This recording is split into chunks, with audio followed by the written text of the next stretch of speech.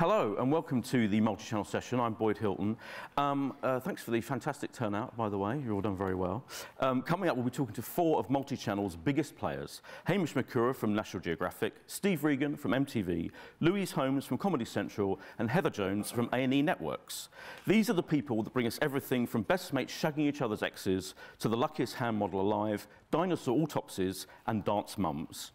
This year it's bigger and better than ever. That's what it says here. That's what I've been asked to say, but in reality it is. We're digging even deeper. I'll be asking them various fascinating questions, and you get to ask questions yourself. If you've got the TV Festival app, who hasn't got the TV Festival app on your iPhone or whatever, you can go to it. Somewhere there's a place where you can ask a question to any of our four people we're talking to today, and it'll come up on my iPad here, and I will actually ask those questions. Make them as tricky and difficult as possible, make them sweat, you know, all of that. Especially Steve, who's looking quite excited in the front row. To start with, we have Hamish Mykura from Nat Geo. Hamish is Executive Vice President and Head of International Content of National Geographic Channels International, one of the longest titles in the history of TV. I've got some fascinating facts about Hamish. My favourite of one is which you appeared on BBC News as the voice of Jerry Adams. Incredible. Brilliant. Your favourite show is The Legacy on Sky Atlantic of all time? No, not of all time. Okay. No, not of all time. It's a good show. And your guilty pleasure is Ben Frau's programme titles on Channel 5, like Blinging Up Baby and Can't Pay, We'll Take It Away. So I'm looking forward to a change of direction on Nat Geo with some of those benefits-based programmes that we know and love. Globally, National Geographic reaches 479 million homes in 172 countries. All of Nat Geo's international commissioning is based here in London, and Hamish is effectively commissioning editor for everywhere outside the US. Before we get started, let's have a look at a couple of Nat Geo's hits and an exclusive preview of a new series. So we saw clips there from Nat Geo show's T-Rex Autopsy, Warlords of Ivory, and that was a sneak peek, the first time we've ever seen any of this new show from Ron Howard and Brian Grazer called Red Planet. That Red Planet did look pretty spectacular. So is that the kind of level of huge, big project you're looking at, and are you looking for UK people, production companies, to deliver you that kind of level of ambition? Yeah, well, that's totally right, Boyd. I mean, I think there are big changes underway at National Geographic at the moment. You know, so far, we've had great success with a kind of returning series strategy. A lot of these series have been character-led, multi-episode. One of the things about returning series is when you return them, you kind of don't really need to commission new ones. So we're really well provided for at the moment with successful returning series. And where I think we've identified the gap is series that are really big, really premium, that stand out and that can absolutely define what the channel is. And I mean, Red Planet is a really good example of that. It's, as you say, it's from Ron Howard, and it's a documentary as if made in the future, looking back at the story of how we got to Mars. So in fact, it's a piece of complete, largely scripted, largely dramatized content, but it's done in the style of a documentary. And the science in it is really strong, but visually, it just absolutely pushes the boundaries, I think, of where we've been before. And that kind of move into scripted or into a sort of scripted and documentary hybrid is definitely a direction of travel for us at the moment. And how does that kind of show come about? Did they come up with that concept and pitch it to you? Did you think, oh, we can go to them? How did it happen? Oh, well, I mean, I think in a way, with this more premium content, what we're looking at doing is leveraging all the parts of the big organization that National Geographic is. So on one side, we've got the National Geographic Society, the publishers of the magazine, and as you saw with that Brian Christie clip there, the Warlords of Ivory, we're now looking to tie in more with magazine covers and so forth. But then on the other side, we're a joint venture with Fox, and with Fox you can really leverage all the 20th Century Fox studio end of the business. So working with Ron Howard would be difficult if you were a UK terrestrial broadcaster. It's not always easy to make these Hollywood connections. We've already got these sort of absolute lines into the Hollywood studios, and I think what we're trying to do now is capitalize on that more than ever. And with the really big projects, the international and the US side of the business are really trying to tie in very closely together. Some of these are being made jointly between international and the US. Sometimes the US are taking the lead, and then we're doing kind of ancillary programming, which will be part of the event when it actually goes on air. So it's just really a new and different approach to how you scale things up. So this feels very big, and it feels like you're dealing with kind of huge, big stars and established talent. Is there any space for newer talent to come in? Is there any space for smaller stuff, maybe smaller scale programs, or are you pretty much sticking with this big scale? Well, we do have a lot of emerging talent who we've kind of grown through National Geographic International, who are now kind of quite big stars on the channel. I might mention Hazen Odell, who does a fantastic survival show called Survive the Tribe on Nat Geo, who Icon brought to us. And he was kind of unknown, but he's so much the real deal. I mean, he is kind of the living Tarzan, if you like. And so we did one series with him, which was a big success worldwide and also successful in the US, and that's coming back for another series and is becoming one of these returners. The great thing about the returning series is that you can just, reorder new series if they're hits, and having many episodes is an advantage for us. Sure. T-Rex Autopsy looks very good, but isn't that Channel 4 did their own autopsy series, didn't they, where they did autopsies on huge, big animals? So have you just kind of like taken that idea and run with it? Well, we knew how successful some of those Channel 4 big animal autopsies had been, and because this summer we knew that there was going to be a big focus on dinosaurs. There was the Jurassic World movie coming out.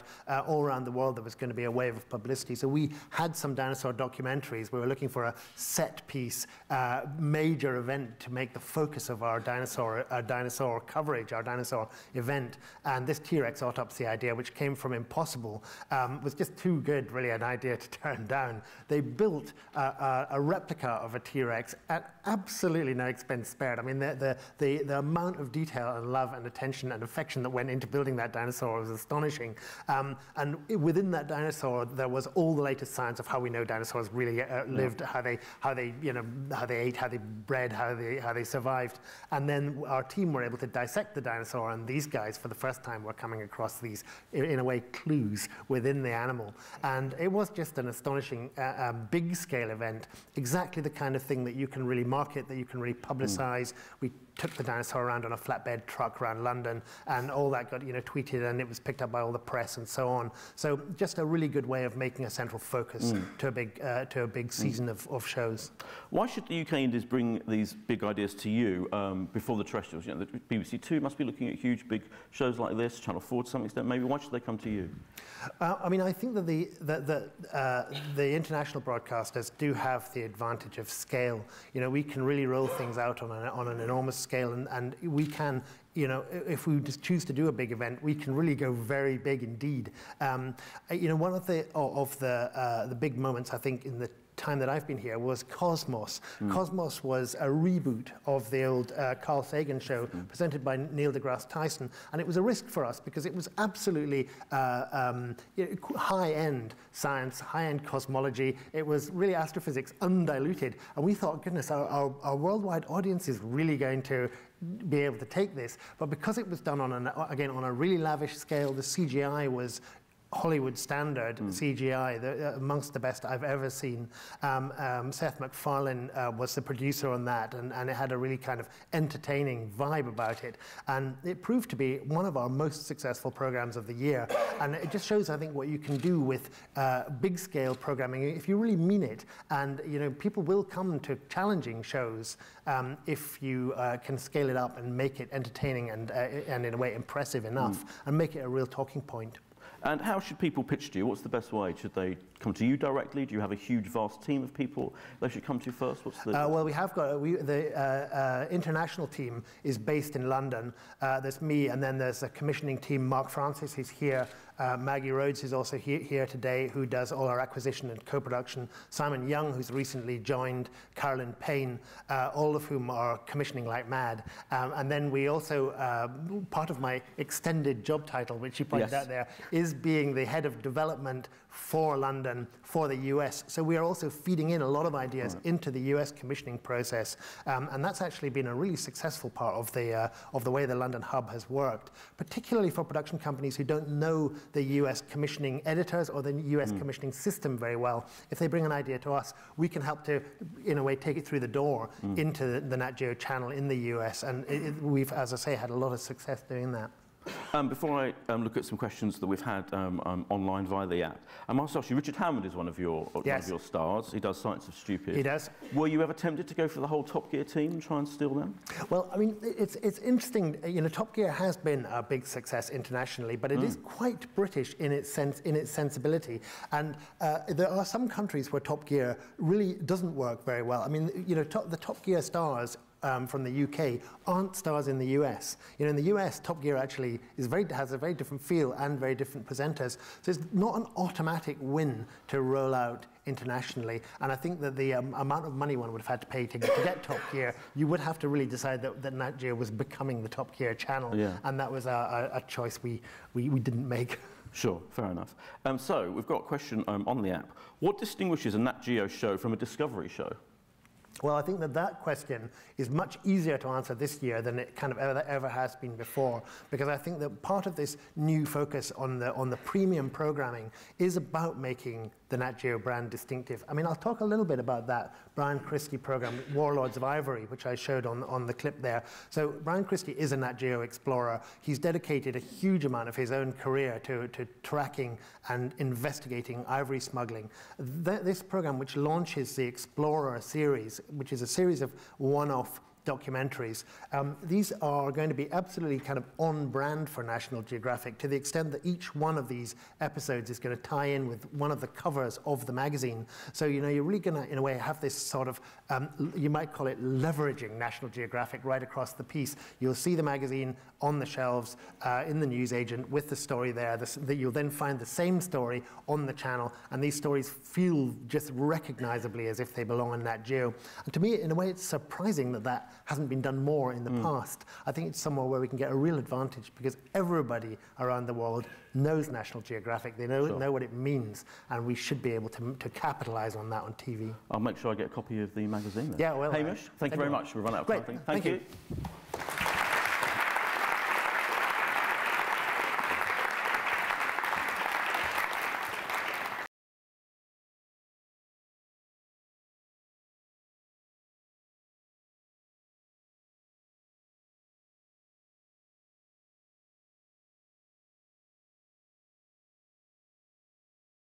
Next up is Steve Regan. Steve is coming up to the hot seat, and while he does, he's VP of Commissioning and Production at MTV UK and International. And my fascinating facts about Steve are that he thinks the worst place he's ever been pitched to is at a urinal. Yeah. Excellent. And they splashed on my foot. Oh, gee. Good detail, thanks, Steve. Highlights on this Sky Planet are Empire, Real Housewives of Beverly Hills, and rather surprisingly, it says, I don't know why, Portrait Artist of the Year. Why shouldn't you? I love that programme. And who would Steve choose to play him in a film of his life? Claire Danes in full drag. What a great answer. No, Claire Danes as Carrie Matheson in Homeland. Oh, perfect. Okay. Because I've been told I'm a little bit like that's good. Off her meds. Okay, that's we'll see. We'll soon see. Steve commissions across MTV with hits including X on the Beach and Geordie Shore, and it's also recently been announced that he'll be moonlighting at Viacom stablemate Channel 5 to oversee the British remake of the American phenomenon Lip Sync Battle. So we'll ask him about that. First of all, let's have a look at some of Steve's recent commissions. We are happy, don't get me wrong, we love each other to bits and we are besotted with each other, but as soon as I want my Botox doing, or I want my lips doing, or anything to do with that, that's when it starts. All I can think is lips. Lips, lips, lips, lips, lips, lips, lips. Massive, massive, huge lips. The doctor said if you continue to inject things in your lips, there is a very high chance they will explode. Yeah. Does that not scare you? No, not at all. I will keep doing it until they explode. OK, we're going now. You've missed the first casting and you shouldn't bother being here. We just need to go. Oh, my... She is stressing me out. Such a prima donna. You know, I'm really upset that I missed that first casting. Like, really upset. Well, I can't really do much about that one. Oh, cry me a river, Holly.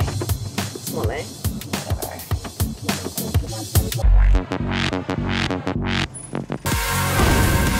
It's back, and now X on the Beach has gone tropical.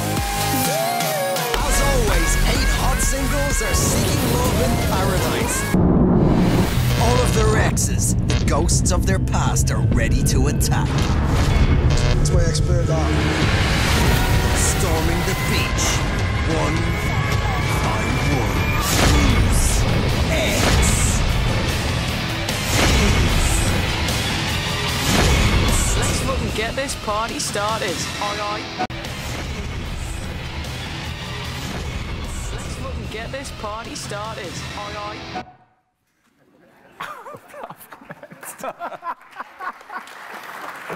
Good round of applause for X on the Beach. X on the Beach, let's talk about X on the Beach, which is a huge hit for you. Yeah.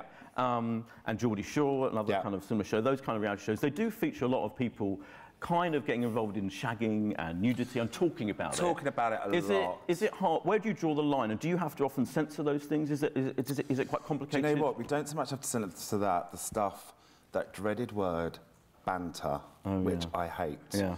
But there's a lot of banter, that kind of like lads culture, casual misogyny. Is quite, we have to really watch that. On X, it's easier because you've got a voiceover that can, you know, take the mickey. On Geordie, you know, I think Geordie Shore, the first series, if you look to that and Geordie Shore now, it's a very different programme. Yeah. And also as well, that's not all it is. When you're that age, you do talk about it quite a lot. Yeah. When you're my age, you talk about house extensions and stuff like that. But when you're that age, you're thinking about dating. But actually, people aren't going to tune in for 12 series of Geordie Shore if that's all it is. Sure. They're going to go to them because they're warm, they relate to them. And in terms of, do you get kind of a lot of shows being pitched to you very similar to that? Oh, God, yeah, Hot People on Beaches, no more. So I get Hot People on Beaches every single week. And, you know, when we did X, I'm not saying that kind of genre is particularly original. It felt like it'd been 10 years since things like Playing It Straight had been on, or Something About Miriam, these kind of high-concept shows. But X has got a great title, and every week you've got a bit of drama turning up. So actually, for our next 10 o'clock show, we want to do, you know, something different that probably isn't on at the moment. So that must be difficult to find something that can follow in that slot, in that kind of 10 o'clock slot, like X on the Beach, that is a bit different, and people won't say, oh, you're just doing the same thing. Is that what you're looking for? Is that the big... Yeah, I mean, we had a show, I spoke about it last year, I haven't been able to commission it yet, and I was calling it like the gayest show on earth, and it is the gayest show on earth.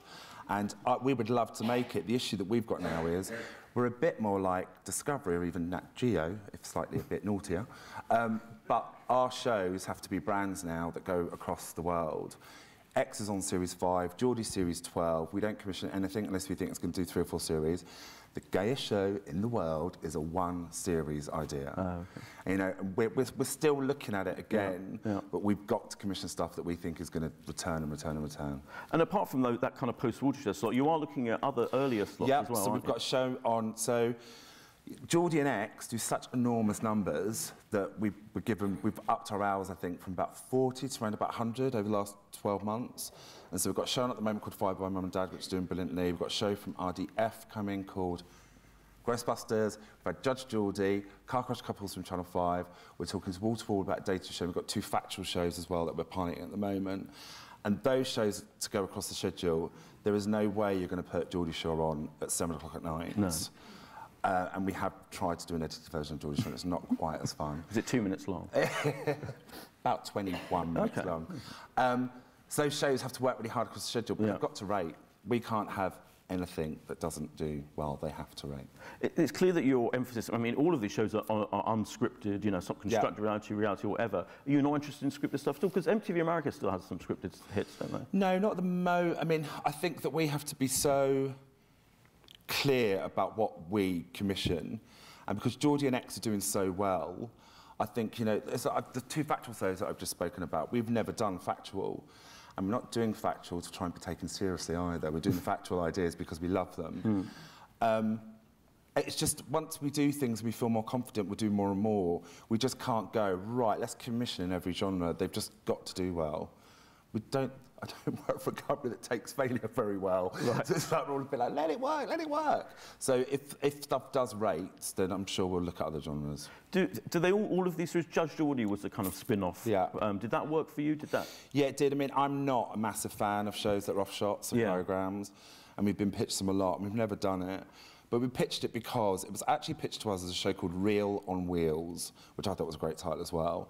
And Jake, who's now working for us, said, would you do Jeremy Kyle on the road with Vicky Patterson? We went, yeah. And then I think about 2 weeks into production, I think it was my boss actually, she just went, why aren't we calling it Judge Geordie? she's a Geordie, she likes to judge.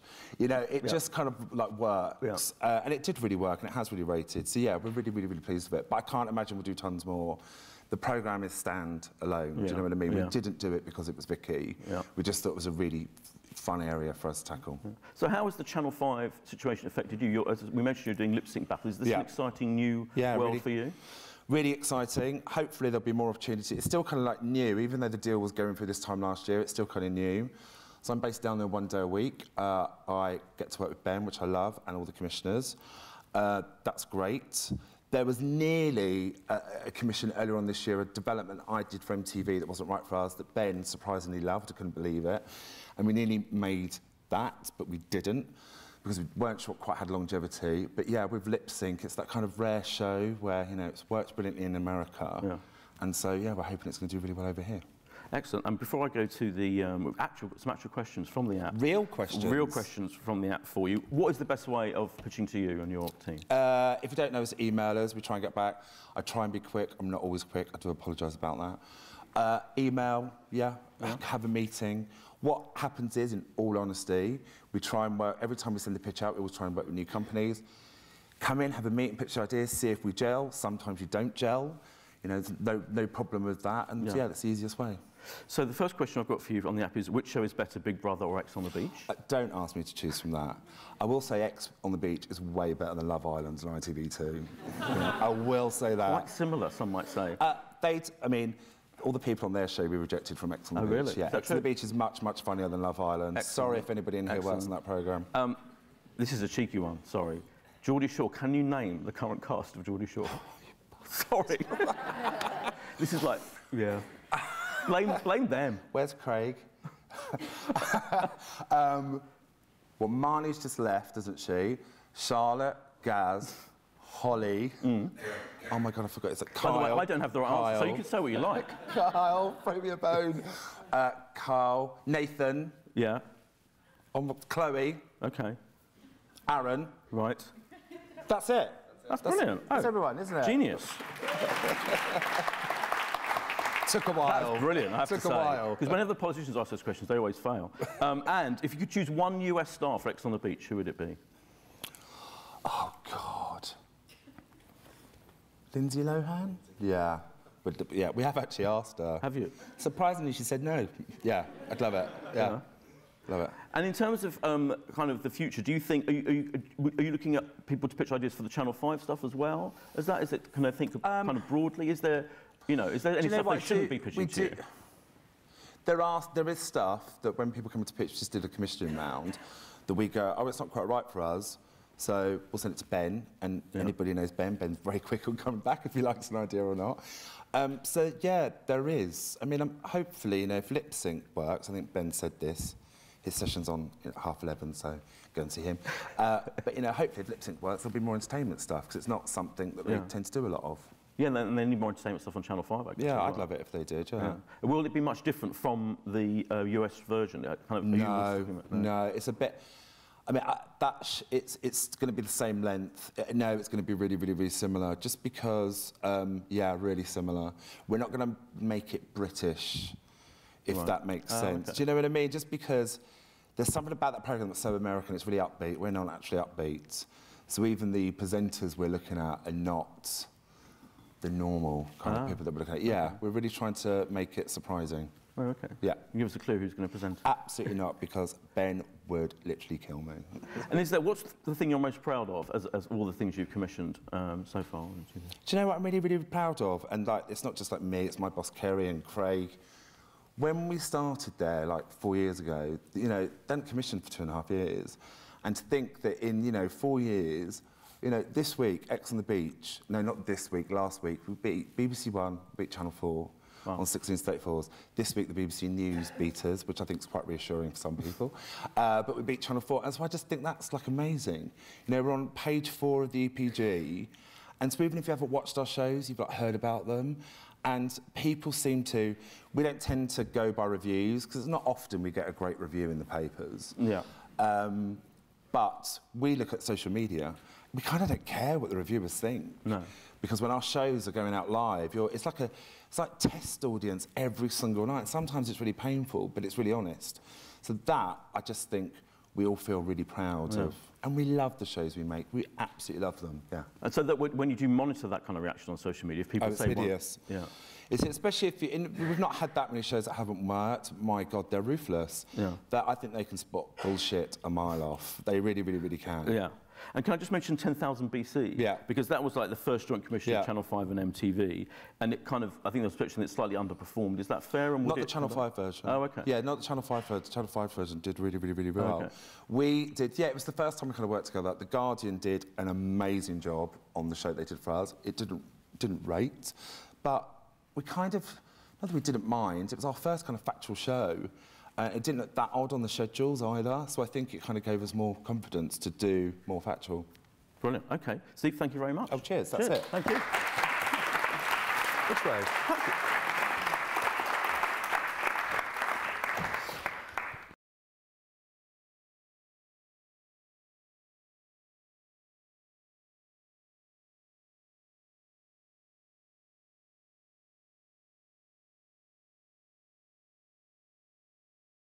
Our second programme controller from the Viacom stable is Louise Holmes, Vice President of Programming for Comedy Central UK. Louise is kindly standing in for Lourdes Diaz, who I think is originally mentioned in the programme, who can't be with us today. She's based in America. But don't worry, Louise is here, and she's perfectly placed to discuss Comedy Central and your upcoming commissions. Louise, we've got some fascinating facts about you. Apparently, if we want to make you laugh, it's do Mr. Bean. You've got every single episode of Mr. Bean on your Sky panel, is that right? That's for our children, yeah. Oh, They find it hilarious. Fine. Yeah. And you say the worst place you've ever been pitched to was during a classical concert on the rooftop of a cathedral in Milan, which sounds like the best place I've ever been pitched to. Not if you're trying to take in the view and enjoy the music. Oh, okay. With All right, fine. Annoying Italian next to you. And your TV crushes are Rob Delaney, Chris Ramsey, and a little bit of Amy Schumer, it says here. Yep, that's right. Why not the whole of Amy Schumer? In your role at Comedy Central, you're responsible for programming, scheduling and research in the UK, and you oversee programming and scheduling across other territories managed by the UK office, including Russia, Israel, Hungary and New Zealand. Before we talk about all of that, let's have a look at what Comedy Central does. My name is Tia, and I am a Stegosaurus. OK. Probably one afterwards. Hello, my name is Roger. I am Tia's carer. Say again? I met you before. You're disabled. I'm a carer. And you're her carer.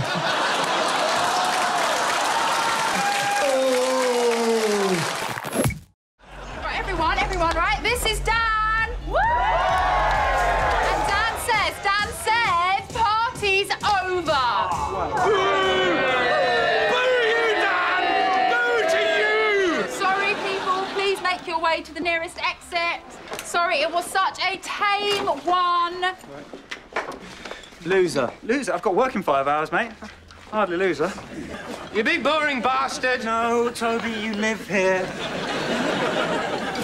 How's it going, Boy Scout? Just finishing this trap Uncle Hector taught me. So it's humane? No, it's for squirrels. Now we wait. You sure the squirrel's gonna go for the trap when there's bigger nuts on show? King Henry VIII. This is Anne of Cleves. He's happy. He's excited. He's like, Cleves is here. Loving a bit of Cleves. I've seen the painting. Now she's here. Say what? That's what Henry VIII's saying. Verbatim. So we saw clips there from Drunk History, Russell Howard, Stand Up, and the sitcoms I Live with Models and Brotherhood. Is that a pretty accurate kind of idea of this kind of thing you're looking for? Kind of quite broad sitcoms and that kind of Russell Howard type stand-up stuff and kind of Drunk History and maybe hidden camera type stuff? Is that a general area we're looking at? Yeah, I mean, what you've seen there are the 4 new commissions that we have on the channel this year. Our strategy's changed slightly. We're commissioning more than we've ever commissioned in the past. And within the commissioning bucket, there's a lot of different areas that we're looking at, and you've seen examples there.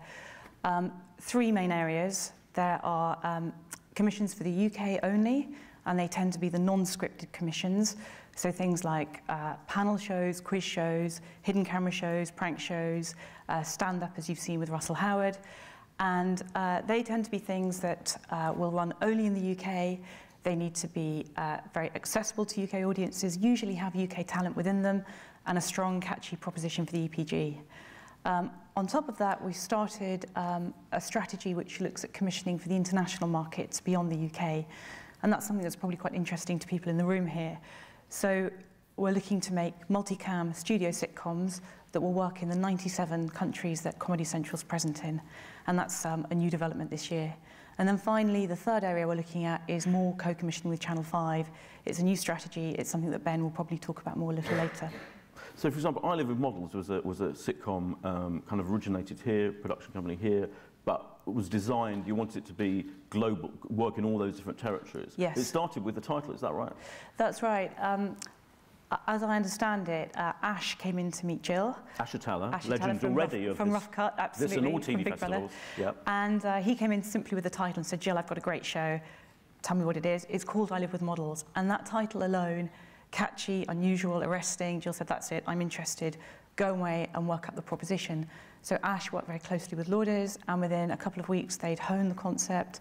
They turned it into the story of Tommy, the hand model, and within 6 months, the show was made. So that very much is the ambition. It's to work, to take the best, I guess, of British creativity, British talent, production houses, the fantastic British reputation that we have in comedy, and to somehow replicate that in the US comedy model, which is really to go to scale, volume, repeatability. So if we get a show that works, like I Live with Models or Brotherhood, the aim is very much then to go to volume, to have 88 episodes, 100 episodes, and to replicate the US comedy model, if you like. So if someone here, if they've got an idea for a sitcom that they think could work, could be the new Friends, your ambition is literally that high, that you want it to make you know, hundreds of episodes that could be shown around the world? Absolutely. I mean, we're an international digital channel, and that's the model we work to. We obviously have premieres, and they're very important, but it's how a show repeats, and it's the long tail, the volume and the lifespan of that title that's a great opportunity for people here to pitch. I know one of your biggest hits is Impractical Jokers, the American show, and you're working on a British version of that with Channel 5 again. So like Steve, part of what you do is now working with Channel 5 and coming up with content for them. Yeah, so what we've done with Impractical Jokers, that was quite a risky move, even from an acquisitions point of view, because we diversified into prank shows, non-scripted, a move away from the traditional US acquisitions of studio sitcoms, and it's been a phenomenal success on the channel. Last week's episodes of the new season have been our highest rating shows in the last 4 years, reaching over 500,000 individuals, huge numbers for us. And having seen that success, another part of our strategy is to take that format, an international format, and localise it. So what's coming to the screens in the next couple of months is the UK version of that show, built as a co-commission with Channel 5. So all these different areas, you mentioned the different kind of buckets, if you like. How is that? Is it quite a complicated structure that you're part of at Comedy Central, and thus how do people get to you, or who should they come to with their ideas? How should it work? It's a very simple structure. Oh, good. There's one man, Joe McVeigh, who hopefully people know, who is the funnel for all those ideas, and he will make sure that whether it's an idea for the UK scripted market, it will come to me. If it's something international, it will go to Lourdes. If it's something that might be for Channel 5, it will go to Ben. So one point of contact. So hopefully a simple way of getting through to us. Do you think with the originations you've done, would you say that are you proud of them? Do you think they stand up to what we might call comedy that we see in the old-fashioned word terrestrial channels? Would you think these shows could be shown on Channel 4 or BBC 2, etc.? And does that maybe not matter to you? Is it a different thing you're looking for? No, it does matter. I think with Brotherhood and I Live with Models, we've been really happy with how they've performed. They've both delivered above slot in the UK. And internationally, as I said, that's a big part of that strategy. I Live with Models has had huge success in some of the Latino markets, perhaps not surprisingly because of the model connection. So Spain and Brazil. And then interestingly, in places as diverse and far-flung as Singapore and other markets that you might not expect those kind of shows to work in. So that's one of the criteria for success. But also I think for us and the kind of audience we're talking to, so 1634's young, often non-linear audiences, a measure of success is not just the overnight ratings on the linear channel, but if you take something like Drunk History, the fact that clip with Rob Beckett had 6 million views on YouTube. Wow. The show was trending on Twitter when it launched, and the buzz in social media terms, not just from the viewers who loved it, but also from the talent and the comedians that were involved in the show, it is another fantastic sign of audience engagement and love for a show. Is there still space for new talent on Comedy Central? Absolutely. I think we are a great home for new talent. And that's one of the reasons why Russell Howard, who perhaps isn't a new talent, he's been on BBC Three and he's now on BBC Two, but one of the reasons he came to us was partly because of the creative freedom we'd give him. I think at the BBC there are certain quite strict parameters and guidelines and post-watershed rules. And with us, I think he felt the freedom to be able to do that kind of interactive audience off-the-cuff experimentation. But also he knew that we would support him. He's an important name for us. So getting behind him with a big marketing campaign, he was on every bus side in London for about 4 months. That's a sign of how much we will get behind talent and how important they are to us. When I think of Comedy Central, I still think of all the great US shows that you show, obviously Friends, but you know, you used to show Frasier and Seinfeld, all these things. Are you no longer really the home for those big American sitcom acquisitions? Is it changing? We are. I mean, if you had a comedy channel, would you not have Friends on it? I mean, it is the jewel in our crown, if you like. And even now, 21 years on, we're celebrating the 21st birthday with something we've called Friends Fest.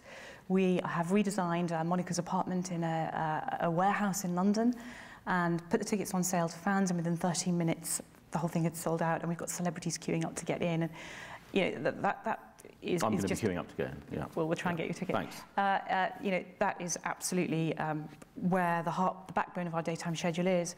US acquisitions are still important to us, but we've seen over the last couple of years that the quality rate, the hit rate of comedies coming through from the US has slightly been questionable. Some of the shows that we've invested in, like The Millers, which was at the time the biggest rating show in the US, and more recently, Friends with Better Lives, were cancelled after 1 season, which is disappointing for our viewers. We've obviously invested in marketing and committed to those titles. So I think the questions around the uncertainty of that pipeline, the risk of cancellation, and in addition, some of the non-linear rights that we're being asked to acquire as a platform are very expensive coming from studios. All of that has made a shift more towards producing our own content and IP. It just is the logic. And also to feed that non-linear part of the business that I was talking about. You know, I have this notion of kind of elastic scheduling. For us, it's not just linear 9 o'clock on a Monday. It could be that a show is on iTunes or on YouTube for a week before TX. It can be on catch-up or on demand for 4 weeks after TX. And the way we commission needs to fit that model. We need to be thinking about what's the bite-sized version of I Live With Models, what's the box set version, how do we place the right bits on social media, on Twitter, how do we drive traffic to our website, because that is increasingly important for the audiences that we're talking to. Is there stuff you've shown on YouTube first before you put it then out on, if you like, the channel? Yep, that's absolutely part of our strategy, and it's something we're going to be doing more and more of with select titles and choosing the right platform and vehicle for that, but yes, absolutely. I guess some of your recent commissions, maybe it feels like quite a lot of them have been from big production companies like Tiger Aspect and Big Talk and Rough Cut. Are you still open to smaller ones, newer production companies? Absolutely. I don't think it's the production company we look at, I think it's the idea. Sure. I've got some questions from the audience via the app. Have Comedy Central already noticed the effect of BBC Three's plan to move online? Has that affected you at all?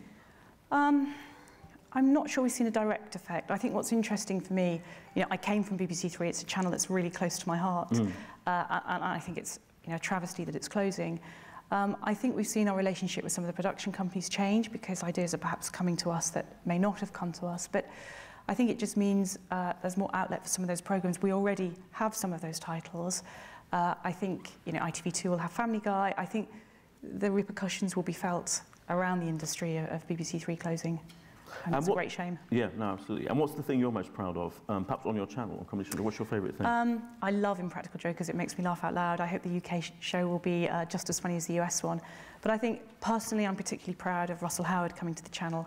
You know, I'd worked with him at BBC Three, and for us now to be truly the home of Russell Howard is a great thing for young audiences. Not only do we have his back catalogue of Russell Howard's good news, but more importantly, we've got 2 exclusive commissions with him. He'd previously only ever worked for the BBC, and so to come to us and to make 2 brand new shows, and the second series of Russell Howard Stand-Up Central's in production right now is fantastic. Will you be showing the new series of The Daily Show, with the new host and all that? I'm a big fan of The Daily Show. Really? I think we're very much, we're watching Trevor now. He's a great host, and I think he'll do great things with that show. And Inside Amy Schumer, which is my favourite show, are you going to carry on? Absolutely. She's become, you know, she's huge in the US, Comedy Central US, which is another part of our strategy, is taking more of the pipeline that comes from the US where it works for us. And I think she's just breaking through in the UK. She's had her movie Trainwreck, We've just launched Series 2. She's been on the front cover of almost every national newspaper. She was on Graham Norton. I think she's going to be a very bright star, hopefully for us in the years to come. And your website, you actually have original content commissioned for the website as well. So is that another avenue in to kind of... Absolutely. I mean, I think you've got the linear commissions that you have to think of in a non-linear way, but also the non-linear commissions. We've had things like KSI Demolished, which was our non-linear version of the roast, the Comedy Central format.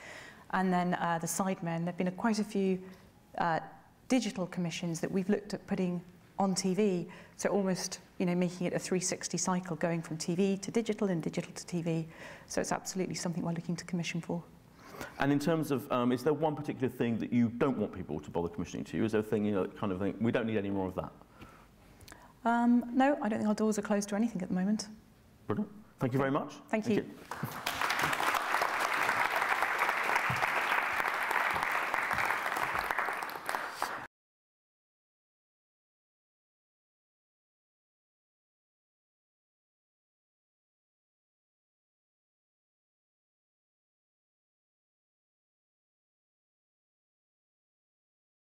Our final controller is Heather Jones. Heather is Senior Vice President, Content and Creative at A+E Networks UK.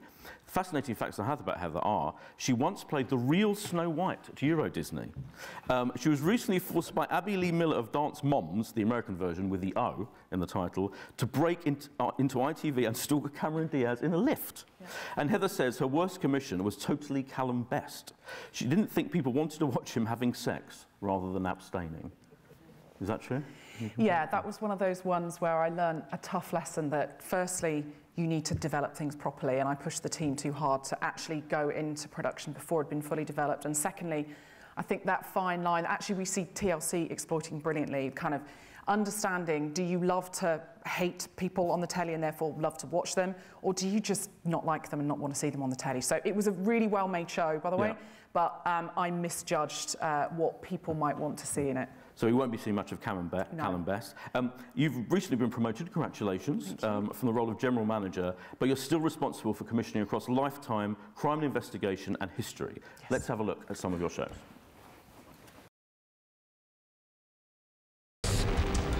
Right shoulders forward! March! Sharp's adventures were based on real events that happened here 200 years ago. In these programmes, I'll find out more about the men who inspired that character. Hey. These pictures are incredible. Not the generals who led the battle, but the ordinary soldiers who fought it. If that went through you, it'd smash you to pieces, wouldn't it? How are you? I'll discover their eyewitness accounts and get a ground-level view of the battle that changed history. Your ears are ringing. I'll test their weapons. Good. Excellent. And meet modern-day soldiers who know what it's actually like to fight for real.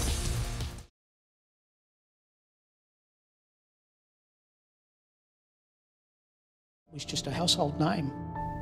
But when rumours began to emerge about a dark past, the public was stunned. Some people didn't want to believe it because Rolf Harris had been a bit of a trusted member of their childhood. The man who we thought we knew on TV was not the man who he was. He was, in fact, a person who had a dark side, the dark side that was revealed in court. At his trial, the full story of the abuse carried out by the television star was laid bare. The main victim was the best friend of his daughter, Bindi. He continued that abuse over the next 10, 15 years. I'm Dermot Murnaghan, and the actions of Rolf Harris were crimes that shook Britain.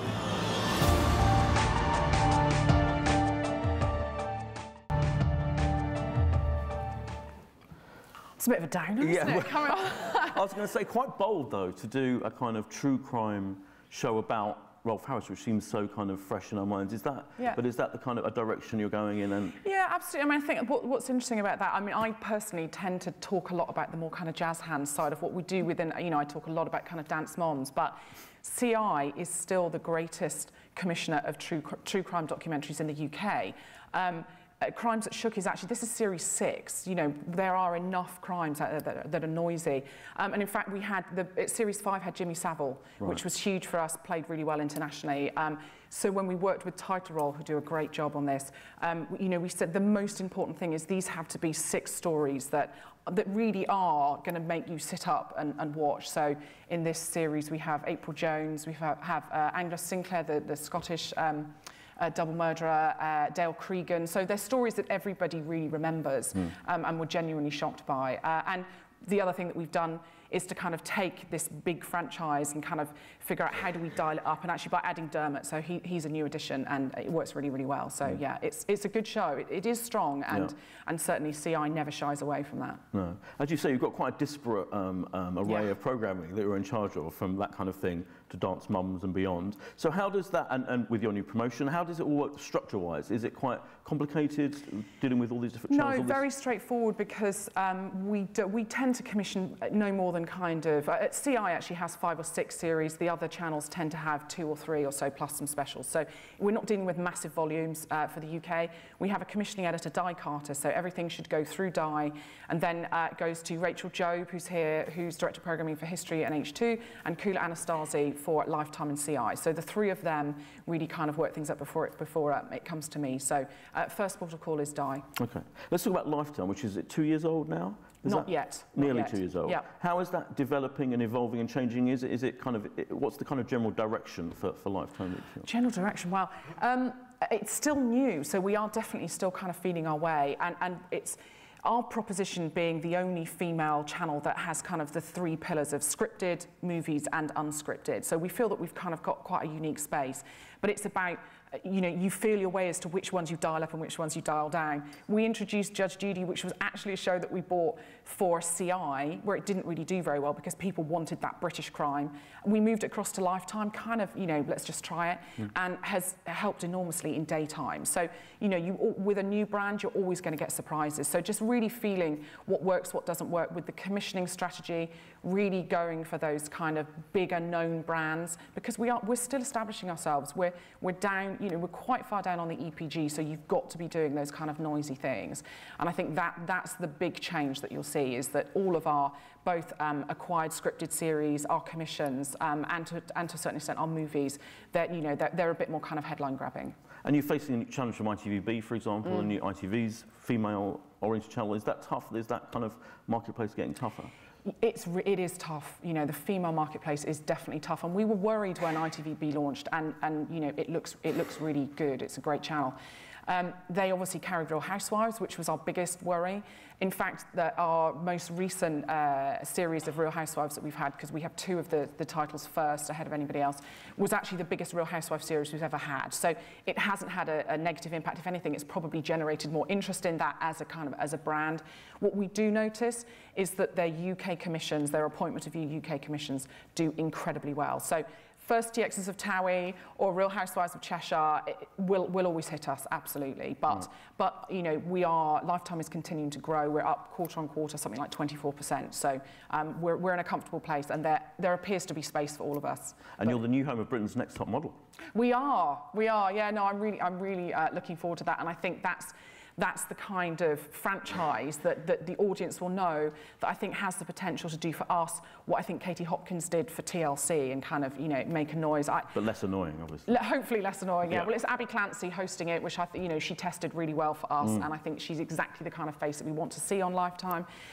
We've got a really interesting panel as well, and we're definitely we're putting our own spin on it. We're not just bringing back, you know, Next Top Model as it was on Sky Living, where it always got great ratings. You know, America's Next Top Model is still one of the biggest shows for Living. So we're really optimistic that it'll sit well on the channel and it'll perform well, but it'll feel like it's Lifetime's version of that show. And Dance Mums, the UK version, did that work how you wanted it to work? Is it hard to do those British versions of these kind of quite glitzy American shows? Yeah, I mean, the biggest challenge, I think, when you look at doing any of the UK versions of the US shows is just the characters are so big in the US. And for me, for the first time I've ever done any British version of a US show, we actually cast characters that were bigger than the US ones, which was extraordinary, with the mums particularly. So Series 1 absolutely kind of beat all of our targets that we'd set it. So we brought it back for Series 2 launches in a couple of months. And the challenge really was to how do we up the ante, because there was such a lot of drama that naturally happened in Series 1. But Shiver have done an amazing job on it, and it looks fantastic. And in terms of the channel's relatively low tariffs that you've got, is it hard to attract kind of good content, bearing that in mind, or do you manage? You know, I don't think it is necessarily that low. CI is lower because, you know, crime tends to be cheaper to produce anyway. So CI kind of, you know, starts at around kind of, well, it averages out by kind of 40 to 50 an hour. With these bigger shows, these are not cheap shows. You know, we pay 50 to 80 as standard. For a really good show, we'll pay upwards of 100 an hour if we need to. So I don't think they're necessarily small tariffs. We don't necessarily do really long runs. So Sean Bean was a higher cost per hour, obviously, because you've got the talent in there. So we're not frightened by an expensive proposition. We just may not give it a 15, 12 ep order. We might go for a shorter run, but no, I think tariffs, that's not a barrier for coming to talk to us. And do those shows, those kind of specials with people like Sean Bean, do they work? Do they punch really kind of much above their weight? I mean, that's why it's not the sexiest piece of content I've ever commissioned, but it's a good show, and it's got Sean Bean in it on history. You know, we're channel 529 on the EPG, and that's exclusive to us. We got, you know, Hollywood A-list talent to come and work for us, and it really hit the sweet spot of proper history that was relevant because it was time, it was the anniversary.